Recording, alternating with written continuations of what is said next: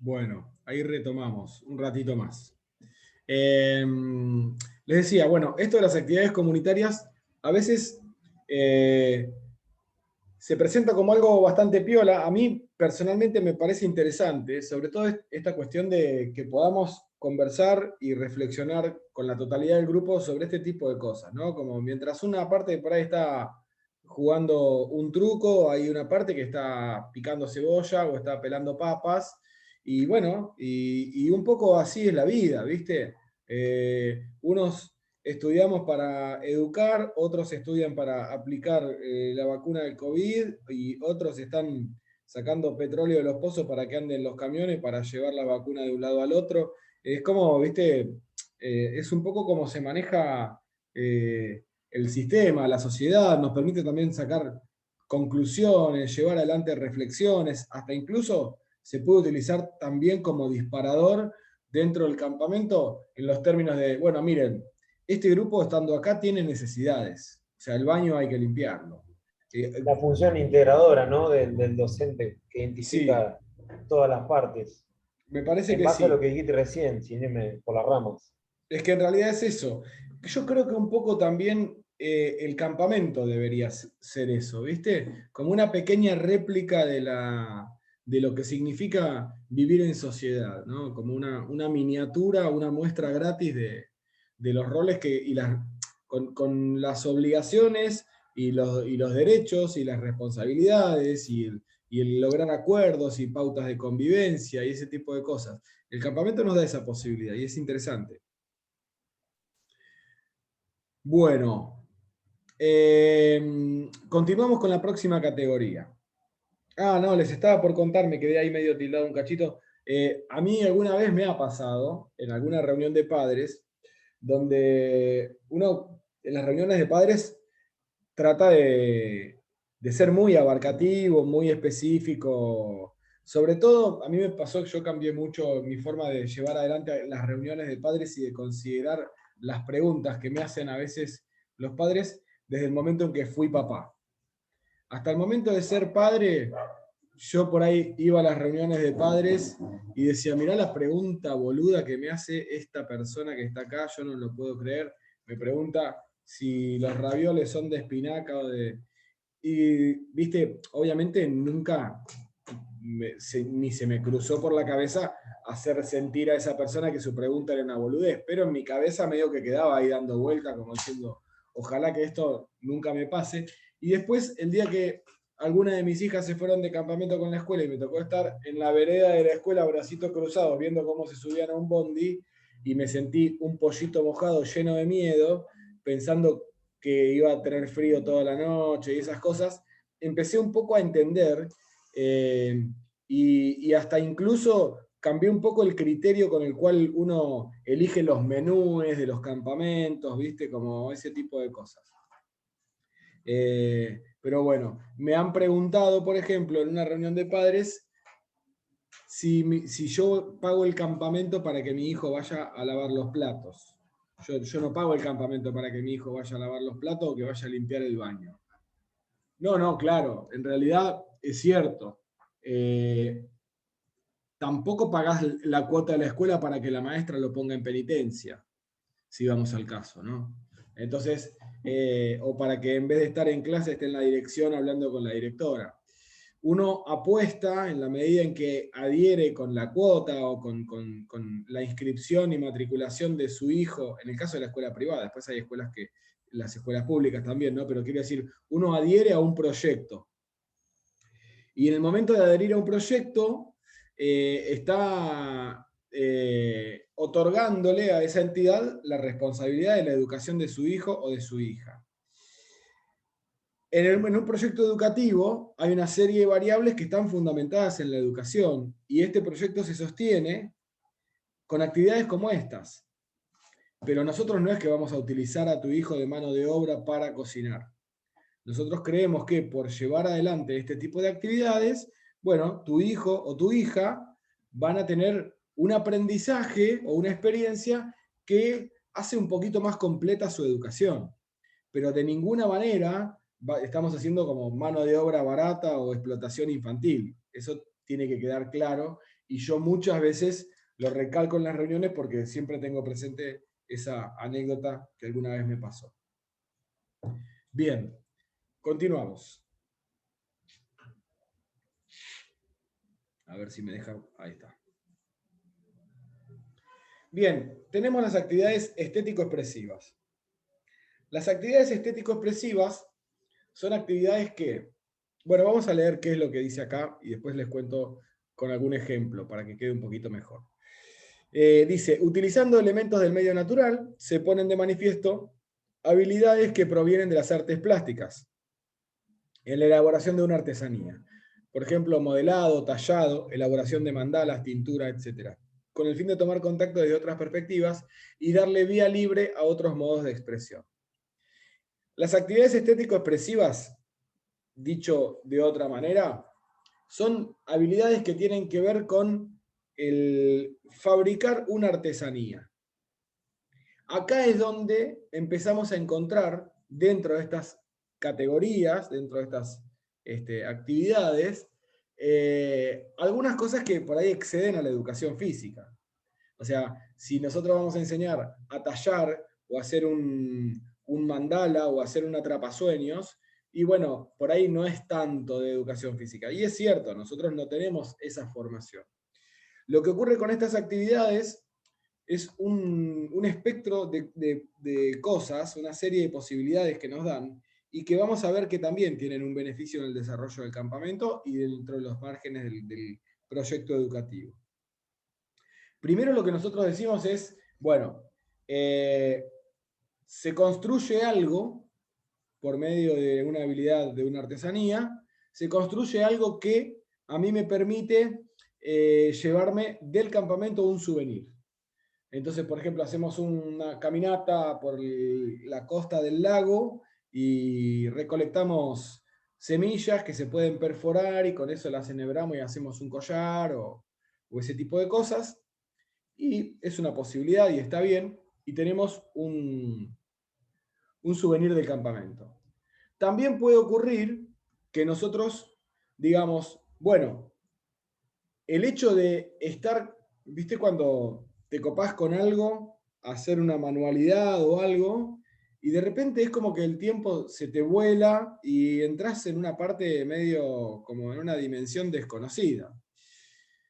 Nosotros estamos habituados también por la vida que llevamos a vivir como a mil todo el tiempo, tenemos un ritmo muy vertiginoso, cada vez tenemos menos tiempo para esas cosas, no solamente para llevarlas a cabo, mucho menos tiempo tenemos para aprenderlas esas cosas.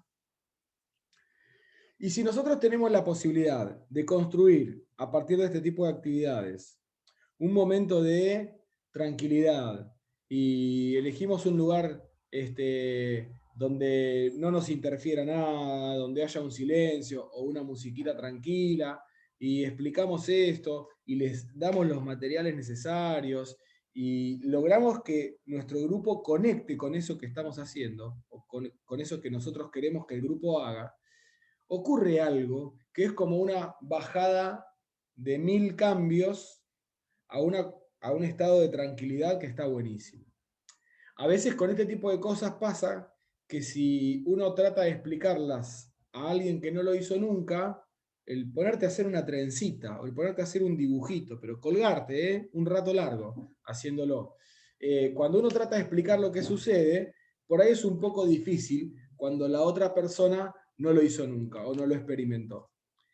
Lo que sí ocurre es que esto, contextualizado en un lugar donde nosotros tenemos un vínculo estrecho con la naturaleza, donde nosotros también nos encontramos lejos de nuestro núcleo cercano afectivo, de nuestra familia, de nuestros amigos o de la gente con la cual convivimos a diario, y lo ubicamos en ese contexto, la verdad que termina siendo algo interesante, porque de alguna manera esto hace que los patitos se pongan en fila solitos.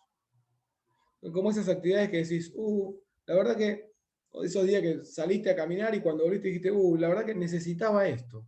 Me hizo bien, no me di cuenta, no me daba cuenta que necesitaba esto y de repente me siento mejor habiéndolo hecho que antes de empezar a hacerlo. Por algún motivo, algo de lo que hice me alineó. Bueno, con estas cosas pasa eso. Pensemos también, hay una serie de autores que cuando teorizan sobre los campamentos, no estrictamente con las actividades estético-expresivas, pero hay algo que se llama la crisis del tercer día. Yo no sé si esto lo han escuchado en algún momento, en Naturaleza 1, capaz que la profe se los mencionó, pero la crisis del tercer día es algo que existe, aunque parezca algo medio extraño. Se cree que en los campamentos de larga duración, al llegar a la tercera noche, durante el tercer día y al llegar a la tercera noche, la persona que está de campamento es como que en ese momento, en el tercer día, le cae una ficha o una serie de fichas. Una de esas fichas que le cae es que ese campamento venía como cargado de una cantidad inevitable de expectativas, ¿no? Como, bueno, el 12 de octubre me voy de campamento, y estás todo el año pensando en la salida de ese campamento y cargándole un montón de cosas. En el transcurso del campamento, lo que empieza a ocurrir es que esas expectativas no es que se vienen abajo, ni mucho menos, probablemente se empiecen a cumplir y también probablemente hasta sean superadas por el campamento. Lo que sí pasa es que caemos en la cuenta de que el campamento ya se está pasando, se está terminando. Caemos en la cuenta también de que hace 3 días que no vemos a nuestra familia. Y también hace 3 días que estamos en un lugar donde el confort en cierta medida está reducido. Porque aunque sea el camping más confortable del mundo, vos a tu casa caminás 2 pasos, abrís la heladera, te fijás lo que hay adentro y agarrás lo que querés para comer. En el campamento eso no pasa. En tu casa son las 3 de la mañana, te querés ir a bañar y te vas a bañar. Son las 3 de la tarde, te querés ir a bañar y te bañás de vuelta. Y en el campamento tenés para bañarte un horario, una vez por día y una cantidad de tiempo limitado. Entonces, todas esas cosas sumadas a que también idealizaste a tus compañeros de campamento. Los campamentos de las escuelas generalmente son con grupos que conviven 4, 5 y como mucho 6 horas por día, promedio, ¿no? Entonces vos tenés tu súper amigo de la escuela, con el cual te llevas recontra bien, y estás todo el día juntos y qué sé yo, y creés que lo conoces un montón, pero resulta que con ese amigo de la escuela no te levantás todos los días y no sabés cómo es a la mañana. Y por ahí el primer día de campamento está todo bien y después resulta que se levanta de mal humor o que por ahí tiene cosas que tanto no te gustan y que solamente las descubrís por el hecho de estar conviviendo. Y un poco en ese punto por ahí la carroza se termina convirtiendo en calabaza, ¿no? Bueno, todas esas cosas, todas esas fichas juntas, caen más o menos para el tercer día. Con lo cual, hay una gran parte del grupo con los ánimos un poco alterados. Y ocurre muchas veces que se lleva adelante como una especie de crisis, como que de repente se empiezan a llevar mal, como que uno trató mal a otro, y como que a otro le molesta el olor a pata del que está al lado, y que eran re amigos, y por ahí ves a unos que eran recontra amigos, que está cada uno por su lado, ¿no? Bueno, eso es la crisis del tercer día. Y eso está estudiado, eso ocurre, y eso es uno de los motivos por los cuales a veces los patitos no están en fila en algún momento del campamento. Entonces, una de las posibilidades que tenemos es pensar para que en el tercer día llevar adelante una de estas actividades. Como decir, bueno, me pongo acá con esto, y es como una especie de diálogo con uno mismo, ¿no? Como una cosa de ese tipo de cosas. Y están realmente muy buenas. Si a eso le sumamos que podemos construir algo que nos puede resultar un souvenir de campamento, está excelente. Nosotros hemos hecho un montón de estas cosas en los campamentos. Por ejemplo, hoy les decía lo del collar con las semillas, hemos hecho atrapasueños, hemos hecho tintura de... Había que llevar una remera vieja de esas de algodón, que algunas veces estamos para tirar y eso, y hicimos como unas técnicas de tintura con pigmentos naturales. Bueno, hubo talleres de artesanías súper interesantes. Y siempre tenemos como alternativa también a esto que nosotros estamos como fabricando, entre comillas, o elaborando una artesanía, la opción de decir, bueno, el último día lo tenés que intercambiar con alguien porque te vas a llevar el recuerdo de esa persona que formó parte de tu campamento, ¿no? Entonces, bueno, ahí tiene también como otro valor. Bien, esas son las actividades estético-expresivas. Yo estoy advirtiendo que estamos llegando a la hora de clase. Yo les había dicho aquella vez que nuestros Zoom no iban a durar más de 1 hora. Este PowerPoint sigue, es un poquito más largo y obviamente desarrolla las otras categorías. Así que lo vamos a seguir la clase que viene, teniendo en cuenta que llegamos hasta las estético-expresivas, y el lunes que viene continuamos y seguimos con la charla, si les parece bien.